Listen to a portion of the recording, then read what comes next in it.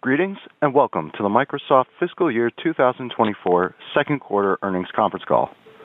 At this time, all participants are in a listen-only mode. A question-and-answer session will follow the formal presentation. If anyone should require operator assistance during the conference, please press star zero on your telephone keypad. As a reminder, this conference is being recorded. I would now like to turn the conference over to your host, Brett Iverson, Vice President of Investor Relations. Please go ahead. Good afternoon, and thank you for joining us today. On the call with me are Satya Nadella, Chairman and Chief Executive Officer, Amy Hood, Chief Financial Officer, Alice Jolla, Chief Accounting Officer, and Keith Dolliver, Corporate Secretary and Deputy General Counsel. On the Microsoft Investor Relations website, you can find our earnings press release and financial summary slide deck, which is intended to supplement our prepared remarks during today's call and provides the reconciliation of differences between GAAP and non-GAAP financial measures.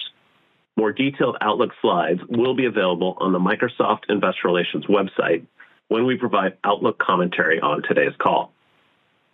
Microsoft completed the acquisition of Activision Blizzard this quarter, and we are reporting its results in our More Personal Computing segment, beginning on October 13th, 2023. Accordingly, our Xbox Content and Services revenue growth investor metric includes the net impact of Activision. Additionally, our press release and slide deck contain supplemental information regarding the net impact of the Activision acquisition on our financial results. On this call, we will discuss certain non-GAAP items. The non-GAAP financial measures provided should not be considered as a substitute for or superior to the measures of financial performance prepared in accordance with GAAP.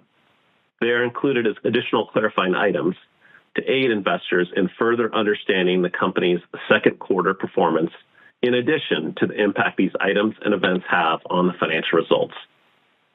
All growth comparisons we make on the call today relate to the corresponding period of last year, unless otherwise noted. We will also provide growth rates in constant currency when available, as a framework for assessing how our underlying businesses performed, excluding the effect of foreign currency rate fluctuations. Where growth rates are the same in constant currency, we will refer to the growth rate only. We will post our prepared remarks to our website immediately following the call until the complete transcript is available. Today's call is being webcast live and recorded. If you ask a question, it will be included in our live transmission, in the transcript, and in any future use of the recording. You can replay the call and view the transcript on the Microsoft Investor Relations website. During this call, we'll be making forward-looking statements, which are predictions, projections, or other statements about future events. These statements are based on current expectations and assumptions that are subject to risks and uncertainties. Actual results could materially differ because of factors discussed in today's earnings press release, in the comments made during this conference call, and in the risk factors section of our Form 10-K, Forms 10-Q, and other reports and filings with the Securities and Exchange Commission. We do not undertake any duty to update any forward-looking statement. And with that, I'll turn the call over to Satya. Thank you, Brett. It was a record quarter driven by the continued strength of Microsoft Cloud, which surpassed $33 billion in revenue, up 24%. We have moved from talking about AI to applying AI at scale. By infusing AI across every layer of our tech stack, we are winning new customers and helping drive new benefits and productivity gains. Now I'll highlight examples of our momentum and progress, starting with Azure. Azure again took share this quarter with our AI advantage. Azure offers the top performance for AI training and inference and the most diverse selection of AI accelerators, including the latest from AMD and NVIDIA, as well as our own first-party silicon, Azure Maya. And with Azure AI, we provide access to the best selection of foundation and open-source models, including both LLMs and SLMs, all integrated deeply with infrastructure, data, and tools on Azure. We now have 53,000 Azure AI customers. Over one-third are new to Azure over the past 12 months. Our new Models as Service offering makes it easy for developers to use LLMs from our partners like Cohere, Meta, and Mistral on Azure without having to manage underlying infrastructure. We have also built the world's most popular SLMs, which offer performance comparable to larger models but are small enough to run on a laptop or mobile device. Anchor, Ashley, AT&T, EY, and Thomson Reuters, for example, are all already exploring how to use our SLM Phi for their applications. And we have great momentum with Azure OpenAI Service. This quarter, we added support for OpenAI's latest models, including GPT-4 Turbo, GPT-4 with Vision, Dolly 3, as well as fine-tuning. We are seeing increased usage from AI-first startups like Moveworks, Perplexity, Symphony AI, as well as some of the world's largest companies. Over half of the Fortune 500 use Azure OpenAI today, including Ally Financial, Coca-Cola, and Rockwell Automation. For example, at CES this month, Walmart shared how it's using Azure OpenAI Service along with its own proprietary data and models to streamline how more than 50,000 associates work and transform how its millions of customers shop. More broadly, customers continue to choose Azure to simplify and accelerate their cloud migrations. Overall, we are seeing larger and more strategic Azure deals with an increase in the number of billion-dollar-plus Azure commitments.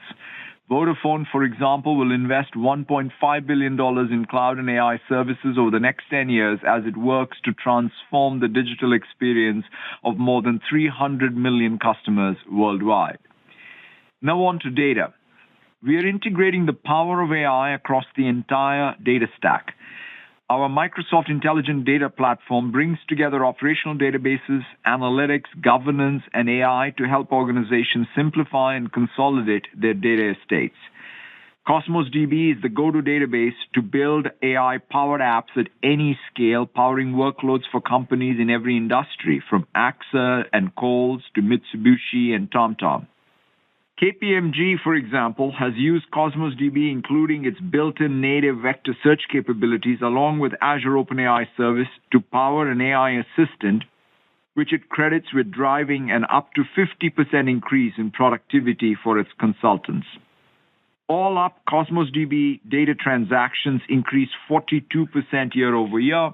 And for those organizations who want to go beyond in-database vector search, Azure AI Search offers the best hybrid search solution. OpenAI is using it for retrieval augmented generation as part of ChatGPT.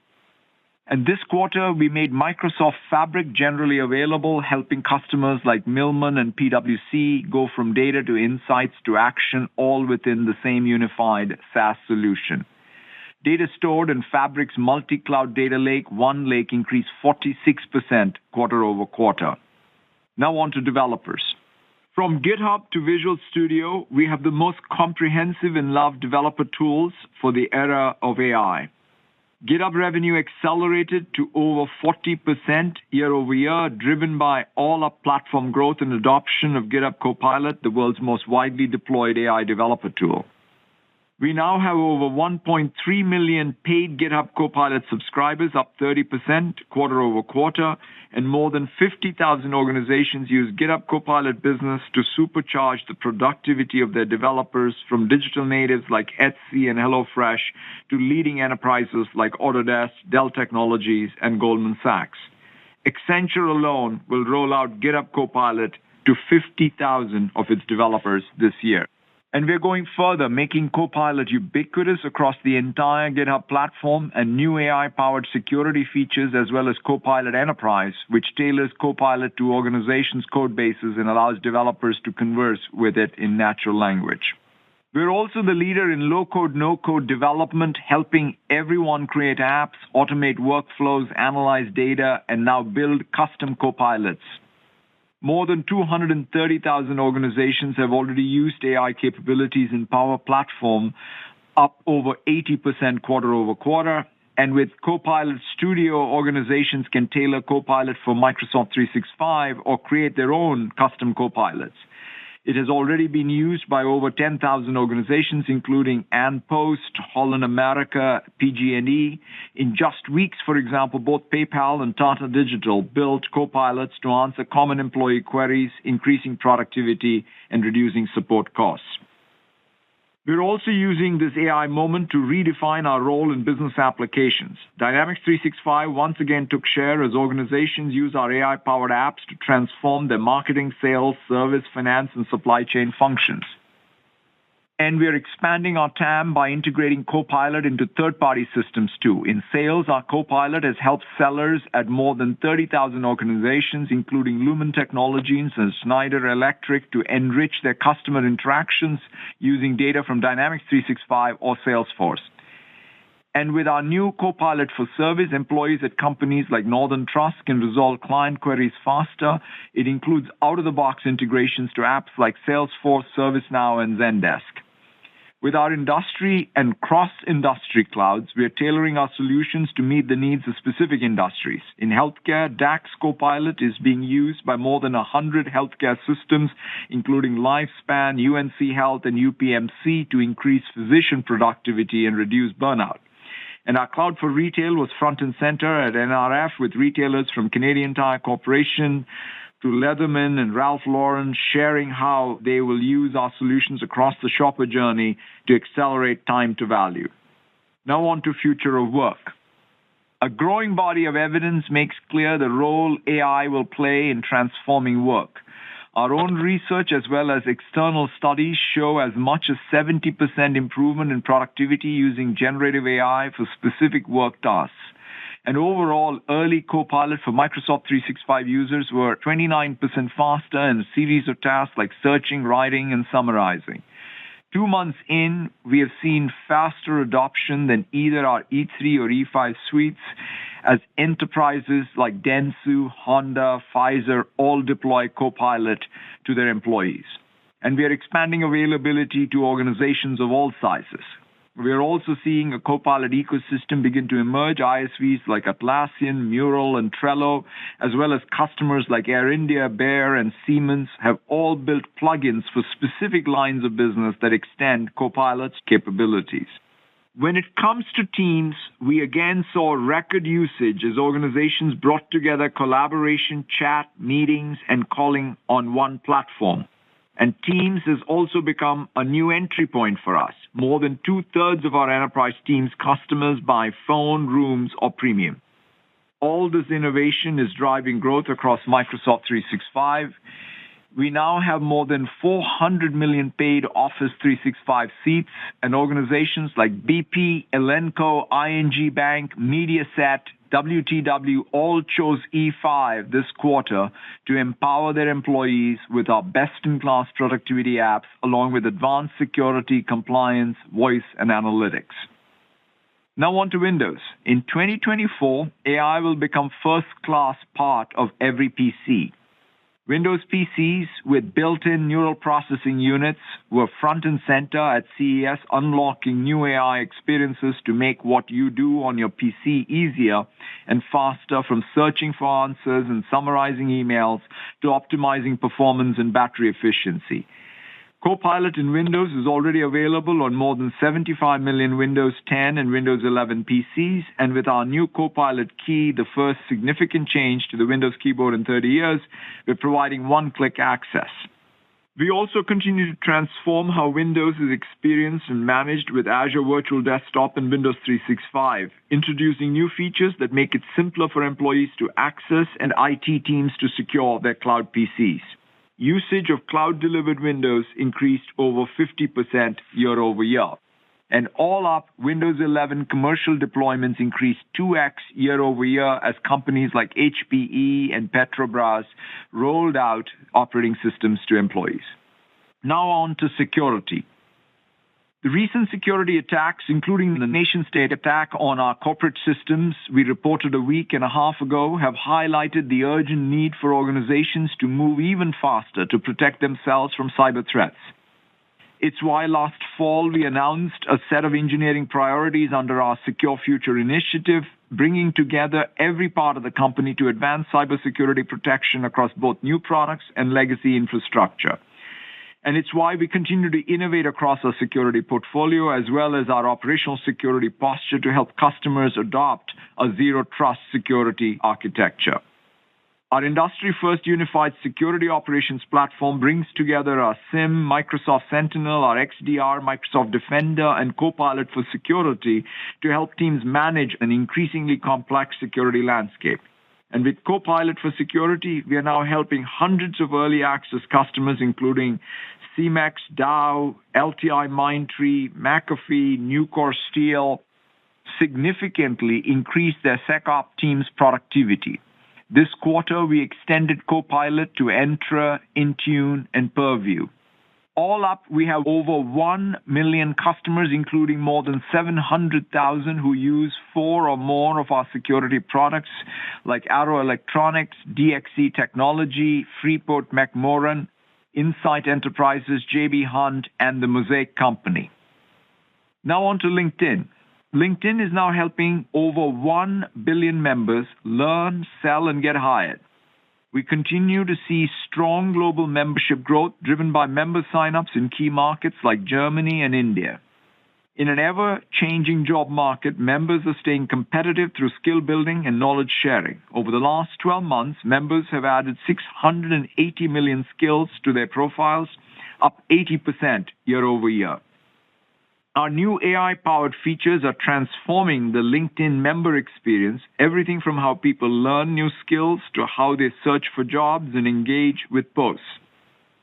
New AI features, including more personalized in-mails, also continue to increase business ROI on the platform, and our hiring business took share for the 6th consecutive quarter. And more broadly, AI is transforming our search and browser experience. We are encouraged by the momentum. Earlier this month, we achieved a new milestone with 5 billion images created and 5 billion chats conducted to date, both doubling quarter over quarter, and both Bing and Edge took share this quarter. We also introduced Copilot as a standalone destination across all browsers and devices, as well as a Copilot app on iOS and Android. And just 2 weeks ago, we introduced Copilot Pro, providing access to the latest models for quick answers and high-quality image creation, and access to Copilot for Microsoft 365 personal and family subscribers. Now on to gaming. This quarter, we set all-time records for monthly active users on Xbox, PC, as well as mobile, where we now have over 200 million monthly active users alone, inclusive of Activision Blizzard King. With our acquisition, we have added hundreds of millions of gamers to our ecosystem as we execute on our ambition to reach more gamers on more platforms. With cloud gaming, we continue to innovate to offer players more ways to experience the games they love, where and when and how they want. Hours streamed increased 44% year over year. Great content is key to our growth, and across our portfolio, I've never been more excited about our lineup of upcoming games. Earlier this month, we shared exciting new first-party titles coming this year to Xbox, PC, and Game Pass, including Indiana Jones. And we've also announced launching significant updates this calendar year to many of our most durable franchises, which brings in millions of players each month, including Call of Duty, Elder Scrolls Online, and Starfield. In closing, we are looking forward to how AI-driven transformation will benefit people and organizations in 2024. With that, I'll hand it over to Amy. Thank you, Satya, and good afternoon, everyone. This quarter revenue was $62 billion, up 18% and 16% in constant currency. When adjusted for the prior year Q2 charge, operating income increased 25% and 23% in constant currency, and earnings per share was $2.93, which increased 26% and 23% in constant currency. Results exceeded expectation, and we've delivered another quarter of double-digit top and bottom line growth. Strong execution by our sales teams and partners drove share gains again this quarter across many of our businesses, as Satya referenced. In our commercial business, strong demand for our Microsoft Cloud offerings, including AI services, drove better than expected growth in large, long-term Azure contracts. Microsoft 365 suite strength contributed to ARPU expansion for our Office commercial business, while new business growth continued to be moderated for standalone products sold outside the Microsoft 365 suite. Commercial bookings were ahead of expectations and increased 17% and 9% in constant currency on a low expiry base. The strength in long-term Azure contracts mentioned earlier, along with strong execution across our core annuity sales motions, including healthy renewals, drove our results. Commercial remaining performance obligation increased 17% and 16% in constant currency to $222 billion. Roughly 45% will be recognized in revenue in the next 12 months, up 15% year over year. The remaining portion, recognized beyond the next 12 months, increased 19%. And this quarter, our annuity mix was 96%. In our consumer business, the PC and advertising markets were generally in line with our expectations. PC market volumes continued to stabilize at pre-pandemic levels.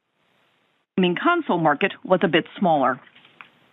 As a reminder, my Q2 commentary includes the net impact of Activision from the date of acquisition, inclusive of purchase accounting, integration, and transaction-related expenses. The net impact includes adjusting for the movement of Activision content from our prior relationship as a third-party partner to first-party. At a company level, Activision contributed approximately 4 points to revenue growth, with a 2-point drag on adjusted operating income growth, and a negative 5-cent impact to earnings per share. This impact includes $1.1 billion from purchase accounting adjustments, integration, and transaction-related costs, such as severance-related charges related to last week's announcement. FX was roughly in line with our expectations on total company revenue, segment-level revenue, COGS, and operating expense growth. Microsoft Cloud revenue was $33.7 billion, ahead of expectations, and grew 24% and 22% in constant currency. Microsoft Cloud gross margin percentage was 72%, relatively unchanged year over year. Excluding the impact of the change in accounting estimate for useful lives, gross margin percentage increased roughly 1 point, driven by improvement in Azure and Office 365, partially offset by the impact of scaling our AI infrastructure to meet growing demand. Company gross margin dollars increased 20% and 18% in constant currency, and gross margin percentage increased year over year to 68%. Excluding the impact of the change in accounting estimate, gross margin percentage increased roughly 2 points, even with the impact of $581 million from purchase accounting adjustments, integration, and transaction-related costs from the Activision acquisition. Growth was driven by improvement in devices as well as the improvement in Azure and Office 365 just mentioned. Operating expenses increased 3% with 11 points from the Activision acquisition, partially offset by 7 points of favorable impact from the prior year Q2 charge. The Activision impact includes $550 million from purchase accounting adjustments, integration, and transaction-related costs. At a company level, headcount at the end of December was 2% lower than a year ago. Operating margins increased roughly 5 points year over year to 44%. Excluding the impact of the change in accounting estimate, operating margins increased roughly 6 points, driven by the higher gross margin noted earlier, the favorable impact from the prior year Q2 charge, and improved operating leverage through disciplined cost control. Now to our segment results.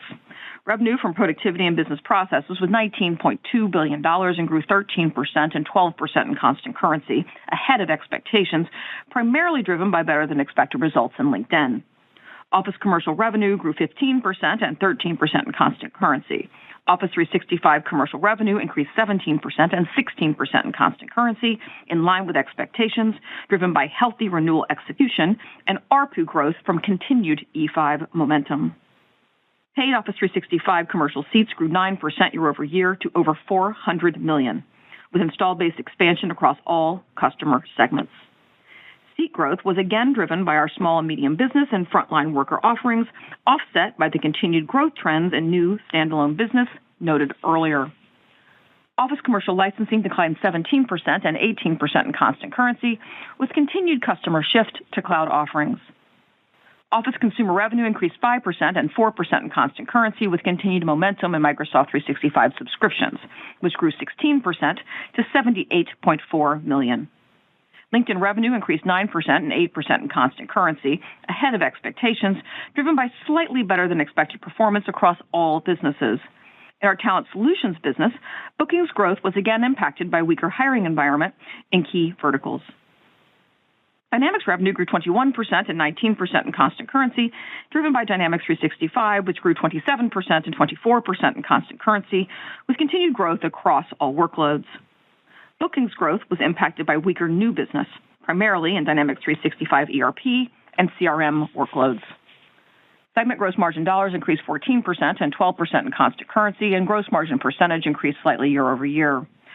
Excluding the impact of the change in accounting estimate, gross margin percentage increased roughly 1 point, primarily driven by improvement in Office 365. Operating expenses decreased 5% and 6% in constant currency, with 5 points of favorable impact from the prior year Q2 charge. Operating income increased 26% and 24% in constant currency. Next, the Intelligent Cloud segment. Revenue was $25.9 billion, increasing 20% and 19% in constant currency, ahead of expectations, with better than expected results across all businesses. Overall, server products and cloud services revenue grew 22% and 20% in constant currency. Azure and other cloud services revenue grew 30% and 28% in constant currency, including 6 points of growth from AI services. Both AI and non-AI Azure services drove our outperformance. In our per-user business, the enterprise mobility and security installed base grew 11% to over 268 million seats, with continued impact from the growth trends in new standalone business noted earlier. In our on-premises server business, revenue increased 3% and 2% in constant currency, ahead of expectations, driven primarily by the better-than-expected demand related to Windows Server 2012 end of support. Enterprise and partner services revenue increased 1% and was relatively unchanged in constant currency, with better-than-expected performance across enterprise support services and industry solutions. Segment gross margin dollars increased 20% and 18% in constant currency, and gross margin percentage was relatively unchanged. Excluding the impact of the change in accounting estimate, gross margin percentage increased roughly 1 point, driven by the improvement in Azure, noted earlier, partially offset by the impact of scaling our AI infrastructure to meet growing demand. Operating expenses decreased 8% and 9% in constant currency, with 9 points of favorable impact from the prior year Q2 charge. Operating income grew 40% and 37% in constant currency. Now to more personal computing. Revenue was $16.9 billion, increasing 19% and 18% in constant currency, in line with expectations overall. Growth included 15 points of net impact from the Activision acquisition. Windows OEM revenue increased 11% year over year, ahead of expectations, driven by slightly better performance in higher monetizing consumer markets. Windows commercial products and cloud services revenue increased 9% and 7% in constant currency, below expectations, primarily period revenue recognition from the mix of contracts. Annuity billings growth remains healthy. Devices revenue decreased 9% and 10% in constant currency, ahead of expectations due to stronger execution in the commercial segment. Search and news advertising revenue ex-TAC increased 8% and 7% in constant currency, relatively in line with expectations, driven by higher search volume, offset by negative impact from a third-party partnership. And in gaming, revenue increased 49% and 48% in constant currency, with 44 points of net impact from the Activision acquisition. Total gaming revenue was in line with expectations. A stronger than expected performance from Activision was offset by the weaker than expected console market noted earlier. Xbox content and services revenue increased 61% and 60% in constant currency, driven by 55 points of net impact from the Activision acquisition. Xbox hardware revenue grew 3% and 1% in constant currency. Segment gross margin dollars increased 34% and 32% in constant currency, with 17 points of net impact from the Activision acquisition. Gross margin percentage increased roughly 6 points year over year, driven by higher devices gross margin and sales mix shift to higher margin businesses. Operating expenses increased 38%, with 48 points of impact from the Activision acquisition, partially offset by 6 points of favorable impact from the prior year Q2 charge. Operating income increased 29% and 26% in constant currency. Now back to total company results. Capital expenditures, including finance leases, were $11.5 billion, lower than expected due to delivery for a third-party capacity contract shifting from Q2 to Q3. Cash paid for PP&E was $9.7 billion. These data center investments support our cloud demand, inclusive of needs to scale our AI infrastructure. Cash flow from operations was $18.9 billion, up 69%, driven by strong cloud billings and collections on a prior year comparable that was impacted by lower operating income. Free cash flow was $9.1 billion, up 86% year over year, reflecting the timing of cash paid for property and equipment. This quarter, other income and expense was in line with expectations at negative $506 million, driven by interest expense and net losses on investments, partially offset by interest income. Our effective tax rate was approximately 18%. And finally, we returned $8.4 billion to shareholders through dividends and share repurchases. Now, moving to our Q3 outlook, which, unless specifically noted otherwise, is on a U.S. dollar basis. First, FX. Based on current rates, we expect FX to increase total revenue and segment-level revenue growth by less than 1 point, and we expect no impact to COGS and operating expense growth. In commercial bookings, strong execution across our core annuity sales motions, including healthy renewals, along with long-term Azure commitments, should drive healthy growth on a growing expiry base. Microsoft Cloud gross margin percentage should decrease roughly 1 point year over year. Excluding the impact from the accounting estimate change, Q3 Cloud gross margin percentage will be relatively flat, as improvement in Office 365 and Azure will be offset by sales mix shift to Azure, as well as the impact of scaling our AI infrastructure to meet growing demand. We expect capital expenditures to increase materially on a sequential basis, driven by investments in our cloud and AI infrastructure and the slip of a delivery date from Q2 to Q3 from a third-party provider noted earlier. As a reminder, there can be normal quarterly spend variability in the timing of our cloud infrastructure build-out. Next, to segment guidance. In Productivity and Business Processes, we expect revenue of $19.3 to $19.6 billion, or growth between 10 and 12%. In Office Commercial, revenue growth will again be driven by Office 365, with seat growth across customer segments and ARPU growth through E5. We expect Office 365 revenue growth to be approximately 15% in constant currency. While it's early days for Microsoft 365 Copilot, we're excited by the adoption we've seen to date and continue to expect revenue to grow over time. In our on-premises business, we expect revenue to decline in the low 20s. In Office Consumer, we expect revenue growth in the mid to high single digits, driven by Microsoft 365 subscriptions. For LinkedIn, we expect revenue growth in the mid to high single digits, driven by continued growth across all businesses. And in Dynamics, we expect revenue growth in the mid-teens, driven by Dynamics 365. For Intelligent Cloud, we expect revenue of $26 to $26.3 billion, or growth between 18 and 19%. Revenue will continue to be driven by Azure, which, as a reminder, can have quarterly variability primarily from our per-user business and from in-period revenue recognition, depending on the mix of contracts. In Azure, we expect Q3 revenue growth in constant currency to remain stable to our stronger-than-expected Q2 result. Growth will be driven by our Azure consumption business, with continued strong contribution from AI. Our per-user business should see benefit from Microsoft 365 suite momentum, though we expect continued moderation in seat growth rates given the size of the installed base. In our on-premises server business, we expect revenue growth in the low to mid-single digits, with continued hybrid demand, including licenses running in multi-cloud environments. And in Enterprise and Partner Services, revenue should decline approximately 10% on a high prior year comparable for enterprise support services. In More Personal Computing, we expect revenue of $14.7 to $15.1 billion US, or growth between 11 and 14%. Windows OEM revenue growth should be relatively flat as PC market unit volumes continue at pre-pandemic levels. In Windows Commercial Products and Cloud Services, customer demand for Microsoft 365 and our advanced security solutions should drive revenue growth in the mid-teens. As a reminder, our quarterly revenue growth can have variability primarily from in-period revenue recognition, depending on the mix of contracts. In Devices, revenue should decline in the low double digits as we continue to focus on our higher-margin premium products.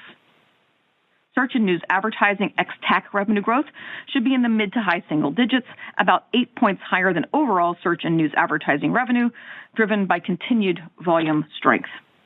And in Gaming, we expect revenue growth in the low 40s, including approximately 45 points of net impact from the Activision acquisition.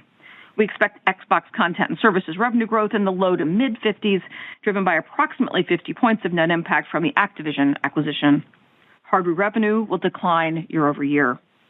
Now back to company guidance. We expect COGS between $18.6 to $18.8 billion US, including approximately $700 million of amortization of acquired intangible assets from the Activision acquisition.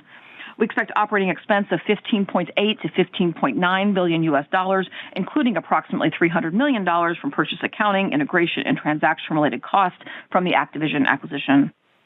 Other income and expense should be roughly negative $600 million, as interest income will be more than offset by interest expense and other losses. As a reminder, we are required to recognize gains or losses on our equity investments, which can increase quarterly volatility.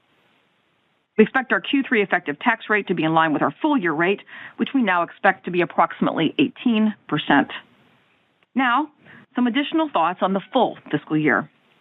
First, FX. Assuming current rates remain stable, we now expect FX to increase Q4 and full-year revenue growth by less than 1 point. We continue to expect no meaningful impact to full-year COGS or operating expense growth. Second, Activision. For the full year FY24, we expect Activision to be accretive to operating income when excluding purchase accounting, integration, and transaction-related cost. At a total company level, we delivered strong results in H1, and demand for our Microsoft Cloud continues to drive the growth in our outlook for H2. Our commitment to scaling our cloud and AI investment is guided by customer demand and the substantial market opportunity. As we scale these investments, we remain focused on driving efficiencies across every layer of our tech stack and disciplined cost management across every team. Therefore, we expect full-year operating margins to be up 1 to 2 points year over year, even as AI capital investments drive COGS growth. This operating margin expansion excludes the impact from the Activision acquisition and the headwind from the change in useful lives last year. In closing, we are focused on execution so our customers can realize the benefits of AI productivity gains as we invest to lead this AI platform wave. With that, let's go to Q&A, Brett. Thanks, Amy. We'll now move over to Q&A. Out of respect for others on the call, we request that participants please only ask one question. Joe, can you please repeat your instructions? Yes. Ladies and gentlemen, if you would like to ask a question, please press star 1 on your telephone keypad, and a confirmation tone will indicate your line is in the question queue. You may press star 2 if you would like to remove your question from the queue. For participants using speaker equipment, it may be necessary to pick up your handset before pressing the star keys. One moment, please, while we pull for questions. And our first question comes from the line of Mark Moerdler with Bernstein Research. Please proceed. Thank you very much. Congratulations on the strong quarter, and thanks for letting me ask a question. Amy, you've discussed Azure being stable, and you delivered Azure growth stability. But if we drill in one layer, we see Azure AI continuing to become a bigger portion of the revenue. I understand that separating what is directly AI revenue and what is other IaaS PaaS revenue that are leveraging or driven by AI is difficult. But can you help me with two related questions? Optimization has been stabilizing, and at some point, it should be part of the revenue flow. How should we think about what happens then?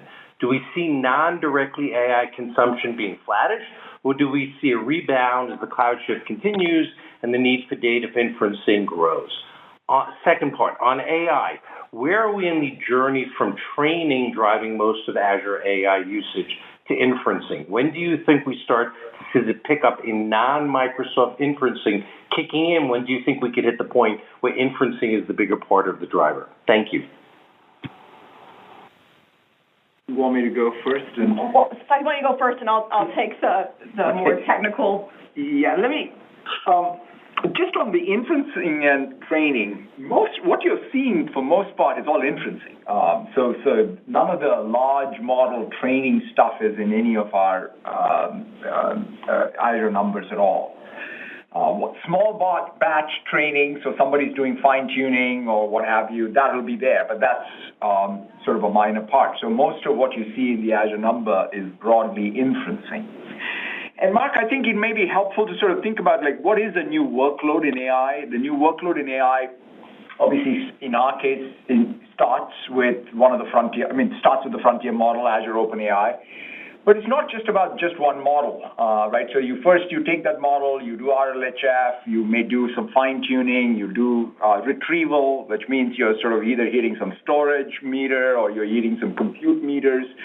And so and by the way, you'll also distill a large model to a small model, and that would be a training perhaps, but that's a small batch training that uses essentially inference infrastructure. So I think that's what's happening.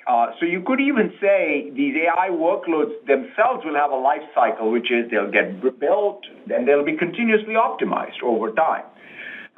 So that's sort of one side. And I think if I understand your question, what's happening with the traditional optimization, and I think last quarter we said,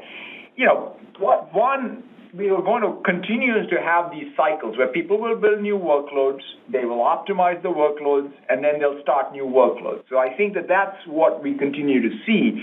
But that period of massive, I'll call it optimization only, and no new workloads start, that I think has ended at this point. So what you're seeing is much more of that continuous cycles by customers, both whether it comes to AI or whether it comes to the traditional workloads. No, maybe I'll just add just a few things to that. I think whether you use the word lapping, these optimization comparables or the comparables easing, it's all sort of the same thing. That we're getting to that point in H2, that's absolutely true. We'd like to talk about the contribution of AI specifically for the reasons Satya talked about.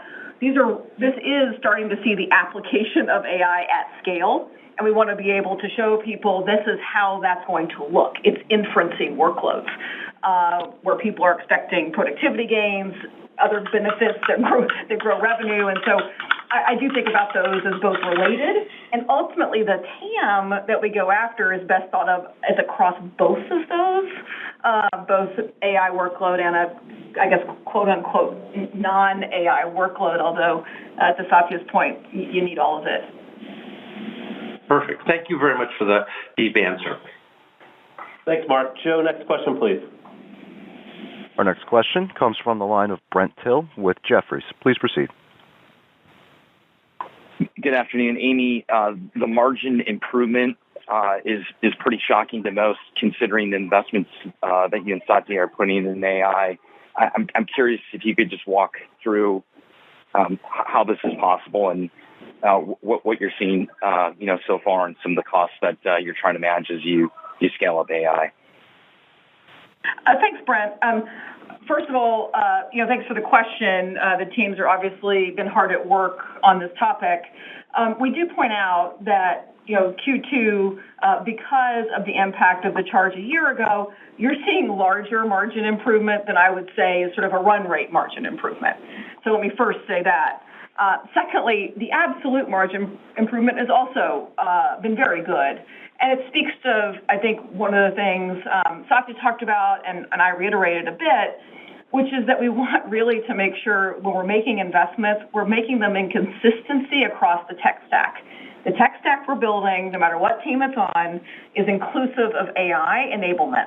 And so think about it as building that consistency without needing to add a lot of resources to do that. It's been a real pivot of our entire investment infrastructure to be working on this work. And I think that's important because it means you're shifting to an AI-first position, not just in the language we use, but in what people are working on day to day. That does obviously create a leverage opportunity. There's also been really good work put in by many teams on improving the gross margin of the products. We talked about it with Office 365. We talked about it in Azure Core. We even talked about it across our devices portfolio where we've seen materially improvements over the course of the year.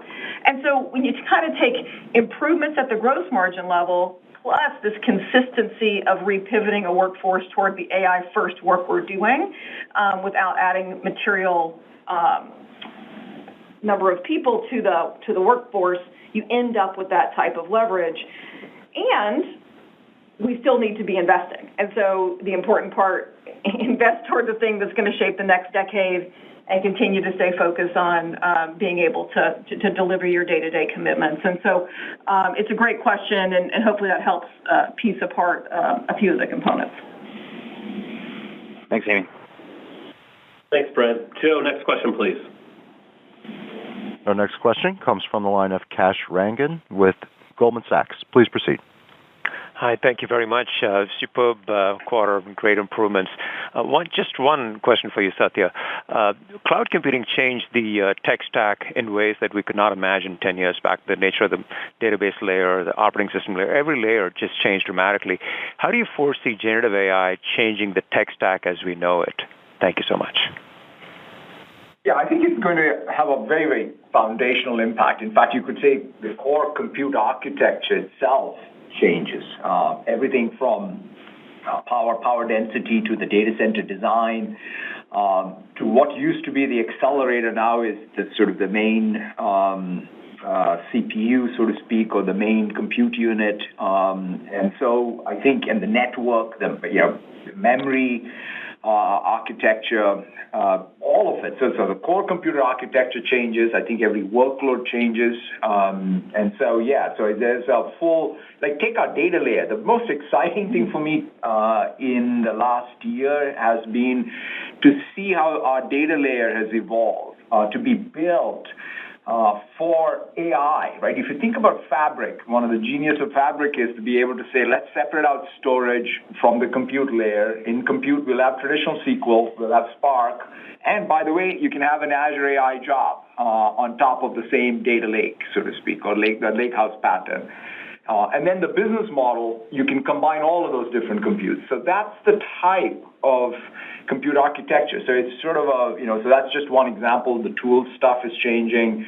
Office, I mean, if you think about if you look at Copilot extensibility with GPTs, Copilot apps to the Copilot stack, that's another sort of part of what's happening to the tech stack. So, yeah, I mean, it definitely builds. I mean, I do believe being in the cloud has been very helpful to build AI, but now AI is just redefining what it means to have, what the cloud looks like, both at the infrastructure level and the app model. Terrific. Thank you so much. Thanks, Kash. Joe, next question, please. Our next question comes from the line of Karl Keirstead with UBS. Please proceed. Thank you. I wanted to return to AI. The 6-point AI lift to Azure is just extraordinary, but I wanted to ask you about your progress in standing up the infrastructure to meet that demand.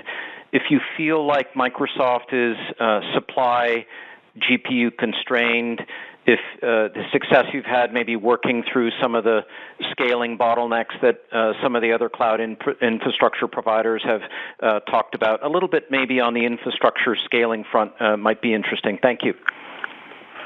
Thanks, Karl. Maybe I'll start, and Satya, feel free to add on. Karl, I think we feel really good about where we have been in terms of adding capacity. You started to see the acceleration in our capital expense starting almost a year ago, and you've seen it scale through that process. And that is going toward, as we talked about, servers and also new data center footprints to be able to meet what we see as this demand and really changing demand as we look forward. And so I do feel like the teams have done a very good job. I feel like primarily, obviously, this is being built by us, but we've also used third-party capacity to help when we could have that help us in terms of meeting customer demand. And I tend to think looking forward, you'll tend to see, and I guided toward it, accelerating capital expense to continue to be able to add capacity in the coming quarters, given what we see in terms of pipeline. Thanks, Karl. Joe, next question, please. Our next question comes from the line of Brad Zelnick with Deutsche Bank. Please proceed. Great. Thank you so much for taking the question. The early market feedback that we're all hearing on Microsoft 365 Copilot is very powerful. Can you provide more granularity on what you're seeing in terms of adoption trends versus perhaps other new product introductions in the past?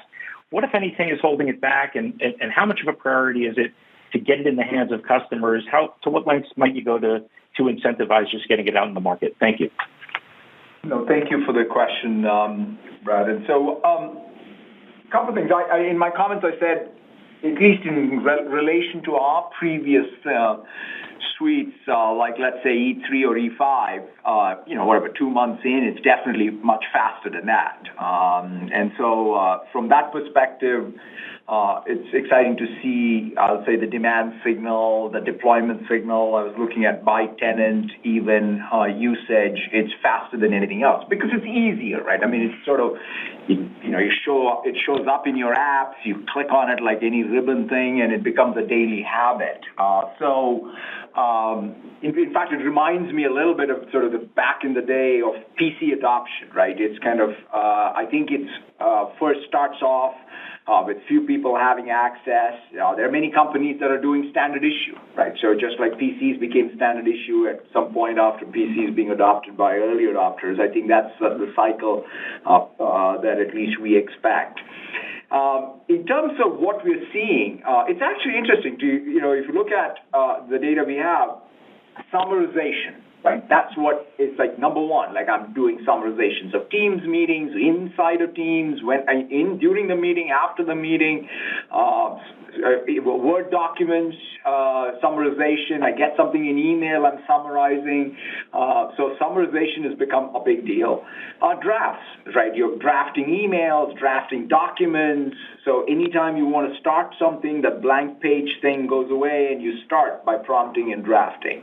Chat, to me, the most powerful feature is now you have the most important database in your company, which happens to be the database of your documents and communications, is now queryable by natural language in a powerful way, right? I can go and say, what are all the things Amy said I should be watching out for next quarter, and it'll come out with great detail.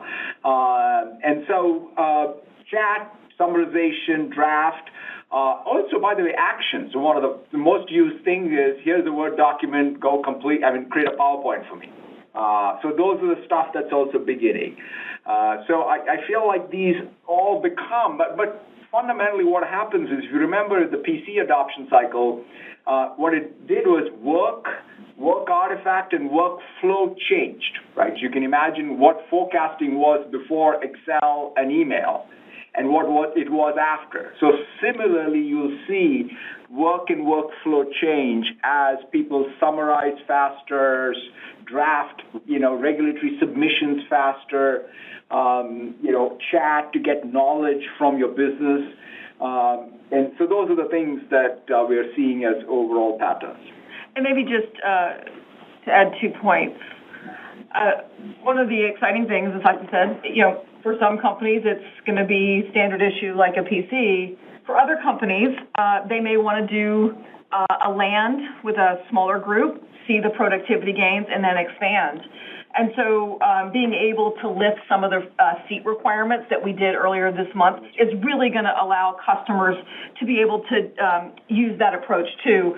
And the other thing I would add, we always talk about in enterprise software, you sell software, then you wait, and then it gets deployed, and then after deployment, you want to see usage.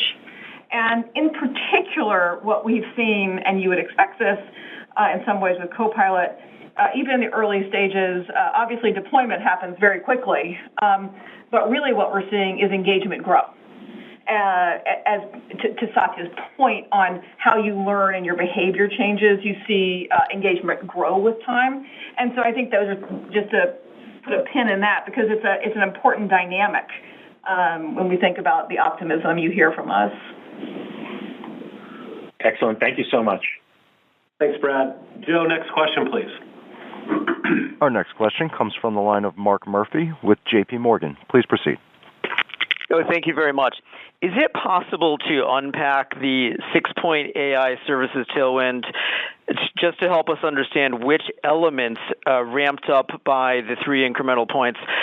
For instance, is it more the OpenAI inferencing, GitHub Copilot, other Copilots, the Azure OpenAI service, third-party LLMs running on Azure? I'm just wondering, where did you see the strongest step up in that activity?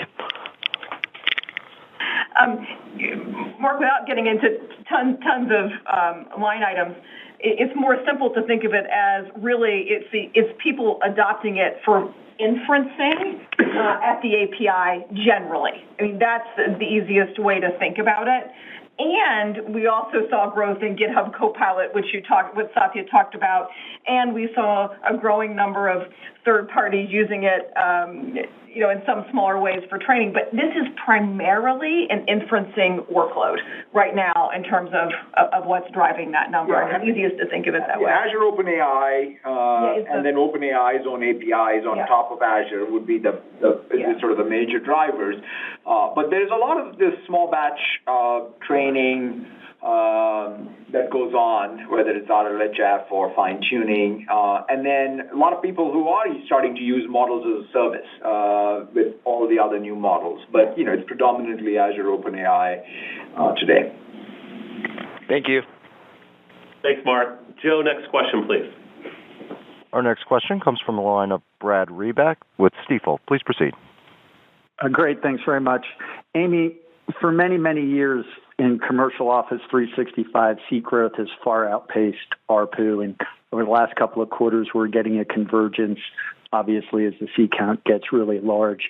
As we look forward, should they run even for a period of time, or should we expect ARPU to outpace seat growth here in the short term? Thanks.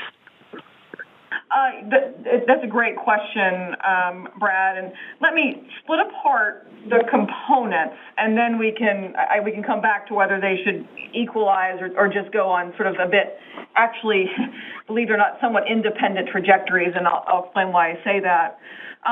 Seat growth, as we talk about, is primarily from, at this point, small, medium-sized businesses and really frontline worker scenarios. And to your point, on occasion, those are lower ARPU seats, but they're new seats. And so you see that in the seat count number. And, as we get through, and we've seen that come down a little bit quarter over quarter, and we've guided for that really to happen again next quarter. But a very separate thing is being able to add ARPU.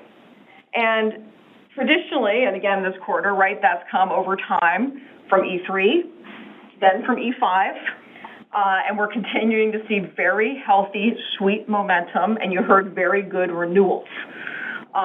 So all of that, right, completely independent in some way from seat growth.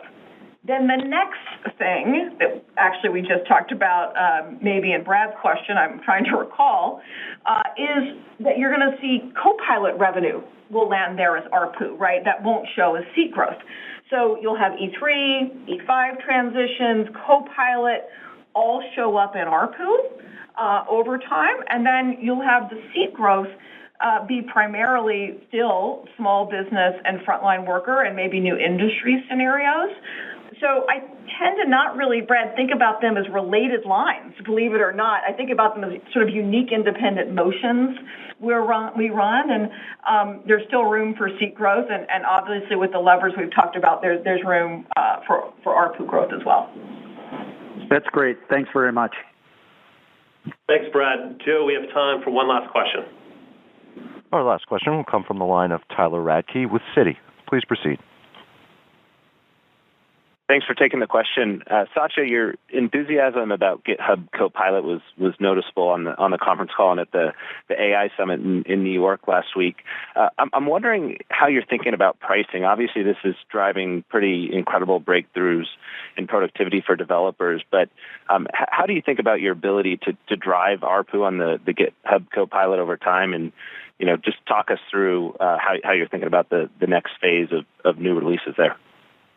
Yeah, I mean, it's, I always go back to sort of my own conviction that this, generation of AI is going to be different. Started with, the move from 2.5 to 3 of GPT, and then its use inside of the developer scenario with GitHub Copilot. And so, yes, I think this is the place where it's most evolved in terms of its economic benefits or productivity benefits, and you see it. We see it inside of Microsoft. We see it in all the case studies we put out of customers. Everybody I talked to, it is the one place where it's becoming standard issue for any developer. It's like, if you take away spell check from Word, I'll be unemployable.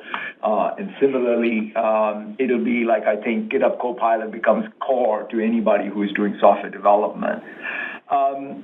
The thing that you brought up is a little bit of the continuation to how Amy talked about, right? So you are going to start seeing people think of these tools as productivity enhancers, right? I mean, if I look at it, our ARPUs have been great, but they're pretty low.